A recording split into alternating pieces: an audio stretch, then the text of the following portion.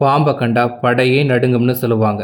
ஆனால் மகாராஷ்டிராவில் உள்ள ஒரு கிராமத்தில் பாம்பை செல்லப்பிராணி போல பார்த்துட்டு வராங்க.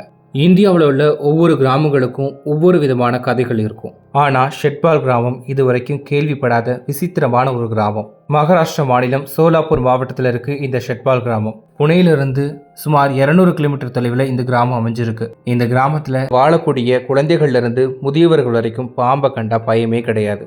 இதில் ஆச்சரியம் என்னன்னா, இந்த கிராமத்தில் வாழக்கூடியவங்க யாரையுமே பாம்பு இது வரைக்கும் தீண்டினதே கிடையாதாம். இந்த கிராமம் இந்தியாவோட பாம்பு கிராமம்னு அழைக்கப்படுது.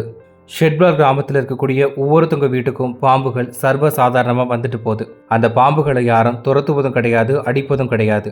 இந்த கிராமத்தில் வீடுகள் மட்டும் இல்லாமல் எல்லா இடத்துலையுமே ஊரும் உயிரினங்களான பாம்புகள் காணப்படுது. அது மட்டும் இல்லாம பாம்புகள் குடும்ப உறுப்பினர்கள் போல நடத்தப்படுது. இந்த கிராமத்துல குடும்பத்துல உள்ள ஒரு நபர் எப்படி இருப்பாங்களோ அதே மாதிரி பாம்புகளும் வீட்டை சுத்தி வர்றதுக்கு உரிமை இருக்கு. கிராமம் முழுவதுமே பாம்புகள் சுதந்திரமா நடமாடுவதற்கு அனுமதிக்கப்படுது. இந்த பாம்புகளுக்காகவே வீட்டுல ஒரு குறிப்பிட்ட இடத்த கோவில் போல மக்கள் ஒதுக்கி வச்சிருக்காங்க. அது தேவஸ்தானம் அப்படின்னு அழைக்கப்படுது. இந்த கிராமத்துல புதுசா வீடு கட்டுறவங்களும் பாம்புகளுக்குன்னு தங்களோட வீட்டுல ஒரு குறிப்பிட்ட இடத்த ஒதுக்குறாங்க. இந்த குக்கிராமத்துல வாழக்கூடிய எல்லாருமே பாம்புகளை மட்டுமே வணங்கணும் அப்படின்னு சொல்லிட்டு நம்புறாங்க. இந்த கிராமத்துல மனுஷங்களை விட பாம்புகளோட எண்ணிக்கை தான் அதிகமா இருக்குதான். இங்க இருக்கக்கூடிய குழந்தைகள் பாம்புக்கு கூட அச்சமே இல்லாம விளையாடுறாங்க.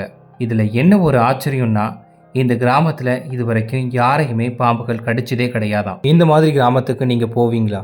அப்படி போனாலும் அங்க இருக்கக்கூடிய பாம்புகளை பார்த்து பயப்படாம இருப்பீங்களா? அப்படிங்கிறத பதிவிடுங்க.